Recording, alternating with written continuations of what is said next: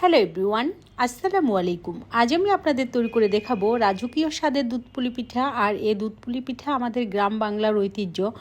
আর এই দুধ পুলি পিঠা আমরা সবাই খেতে পছন্দ করি।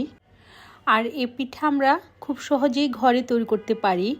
আর এই পিঠা আমি কিভাবে তৈরি করেছি চলুন দেখে নেওয়া যাক। আশা করছি আমার আজকের ভিডিওটি আপনাদের কাছে ভালো লাগবে। ভিডিওটি ভালো লাগলে আমার ভিডিওটিতে একটি লাইক দিয়ে দিবেন। আর এমনই অনেক মজার রেসিপি পেতে আমার চ্যানেলটি সাবস্ক্রাইব করে নেবেন। দুধ পুলি পিঠা তৈরি করতে হলে প্রথমে আমাদের পুলি পিঠা তৈরি করে নিতে হবে। আর পুলি পিঠা তৈরি করার জন্য একটি পাত্রের মধ্যে আমি 1.5 কাপ পরিমাণ পানি নিয়ে নিচ্ছি। এরপর এই পানির মধ্যে দিয়ে দিচ্ছি খুব সামান্য পরিমাণ লবণ। এরপর দিয়ে দিচ্ছি 2 টেবিল চামচ পরিমাণ ঘি না থাকলে বাটার কিংবা তেল দিলেও চলবে। আর চুলার আঁচ মিডিয়াম আঁচে রেখে এ পানির মধ্যে বলক তুলে নিচ্ছি। আর বলক ওঠা পানির মধ্যে আমি 3 কাপ পরিমাণ চালের গুঁড়া দিয়ে দিচ্ছি। আর এখানে আমি সিদ্ধ নাজিরশাইল চালের গুঁড়া দিয়ে দিচ্ছি। আর এটা ভেজানো চালের গুঁড়ি, চাল ভিজিয়ে তারপর সেই চাল থেকে পানি ছেঁকে চাল ব্লেন্ডার দিয়ে ব্লেন্ড করে নিয়েছি।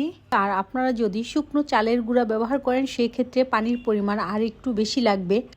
আর বলক ওঠা পানির মধ্যে চালের গুঁড়া দেওয়ার সাথে সাথে একটি হাতল দিয়ে নেড়েচেড়ে দিচ্ছি যাতে চালের গুঁড়া আর পানি খুব ভালোভাবে একসাথে মিশে যায়। আর এটা মিশে যাওয়ার পর একটি ঢাকনা দিয়ে ঢেকে রেখে দিব 10 মিনিটের জন্য। 10 মিনিট পর এই চালের গুঁড়ার কাই অন্য একটি বাটির মধ্যে ঢেলে নিব। এরপর এই চালের গুঁড়ার কাই ঠান্ডা হওয়ার জন্য রেখে দিব। তবে অতিরিক্ত ঠান্ডা করব না, হালকা গরম থাকা অবস্থায় এটা হাত দিয়ে খুব ভালো করে মধ্যে মিশিয়ে নিব।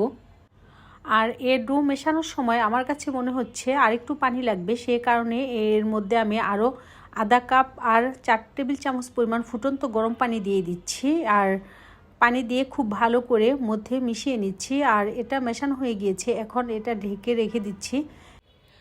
এখন পুলি পিঠাতে দেওয়ার জন্য নারকেলের পুর তৈরি করে নিব। আর পুর তৈরি করার জন্য একটি পাত্রের মধ্যে আমি 1 কাপ পরিমাণ কোরানো নারকেল নিয়ে নিচ্ছি। আরও নিয়ে নিচ্ছি আধা কাপ পরিমাণ খেজুরের গুড়। এখন এই নারকেল আর খেজুরের গুড় হাত দিয়ে খুব ভালো করে একসাথে মিশিয়ে নিচ্ছে। আর এভাবে মিশিয়ে নিলে এটা থেকে পানি বের হবে। আর পানি বের হওয়ার পরে আমি এই পাত্রটি চুলাতে বসিয়ে দিব। আর চুলার আঁচ মিডিয়াম টু লো আঁচে রেখে এর পুর তৈরি করে নিব। আর এ পুর তৈরি করার সময় এর মধ্যে আমি 2 টেবিল চামচ পরিমাণ ঘি দিয়েছিলাম, কেন জানি আমার সেই ভিডিও ক্লিপটি মিসিং হয়ে গিয়েছে। আর 4 থেকে 5 মিনিট সময় জাল করার পর এটা থেকে যে পানি বের হয়েছিল সে পানি শুকিয়ে যাবে। আর পানি শুকিয়ে যাওয়ার পরে এ পুর চুলা থেকে নামিয়ে নিব। আর কিছুক্ষণ আগে আমি চালের গুঁড়া দিয়ে যে ডো তৈরি করে রেখেছি সেখান থেকে একটু বেশি পরিমাণ ডো নিয়ে একটি বড় রুটি তৈরি করে নিব। আর এ বড় রুটিটিকে যে কোনো গোল শেপের কিছু দিয়ে কেটে ছোট ছোট রুটি তৈরি করে নিব। আর এই রুটিটি তৈরি করার সময় আমি কোনো শুকনো চালের গুঁড়া কিংবা ময়দা ব্যবহার করিনি। এখন এই বড় সাইজের রুটিটি কেটে আমি ছোট ছোট রুটি তৈরি করে নিব। আর রুটিটি এভাবে কাটার পর বাড়তি যে ডো থাকবে সে ডো দিয়ে আবার পুনরায় এভাবে রুটি তৈরি করে নিব। আর এভাবে অনেকগুলো ছোট রুটি একসাথে তৈরি করে তারপর পুলি পিঠা মেকারের নকশা কাটা সাইডের উপর একটি রুটি রেখে এই রুটির ভিতর তৈরি করে রাখা নারকেলের পুর দিয়ে পুলি পিঠা তৈরি করে নিব। আর আমি কিভাবে পিঠা তৈরি করে নিচ্ছি তা ভিডিও দেখে বুঝতে পেরেছেন। আর এ সাইড দিয়ে পিঠাটি খুব সহজেই কাটা যায়। তো আমার সবগুলো পিঠাই তৈরি হয়ে গিয়েছে। এখন এই পিঠাগুলোকে আমি দুধের শিরার মধ্যে ভিজিয়ে নেব। আর দুধের শিরার মধ্যে ভিজানোর জন্য একটি পাত্রের মধ্যে আমি প্রায় 4.5 লিটার গরুর দুধ নিয়ে নিচ্ছি। আর এই দুধের মধ্যে দিয়ে দিচ্ছি 4টি এলাচি। আর চুলার আঁচ মিডিয়াম টু হাই হিটে রেখে এই দুধের মধ্যে বলক তুলে নিব। আর দুধের মধ্যে যখন বলক চলে আসবে তখন চুলার আঁচ মিডিয়াম টু লো আঁচে করে দিব। আর দুধ অনবরত নেড়ে চেড়ে দিব যাতে দুধ পাতিলের তলানিতে লেগে না যায়। আর এভাবে 6 থেকে 7 মিনিট জাল করে তারপর এর মধ্যে দিয়ে দিব 2 কাপ পরিমাণ খেজুরের গুড় দিয়ে একটি হাতল দিয়ে নেড়ে চেড়ে দুধ আর গুড় একসাথে মিশিয়ে নিব। তো অফ ক্যামেরাতে আমি এই কাজটি করেছি। এরপর এর মধ্যে দিয়ে দিচ্ছি আমি তৈরি করে রাখা পুলি পিঠাগুলো।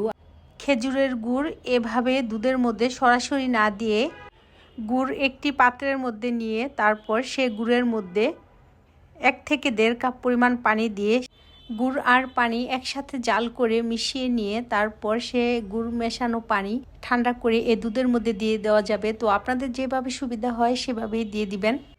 দুধের মধ্যে পুলি পিঠাগুলো দেওয়ার পর চুলার আঁচ মিডিয়াম টু হাই হিটে রেখে এই দুধ আবারও জাল করে নিচ্ছি। এরপর এর মধ্যে দিয়ে দিচ্ছি প্রায় 1.5 কাপ পরিমাণ কোরানো নারকেল। আর আপনারা যারা নারকেল খেতে পছন্দ করেন না তারা ইচ্ছে করলে নারকেল নাও দিতে পারেন।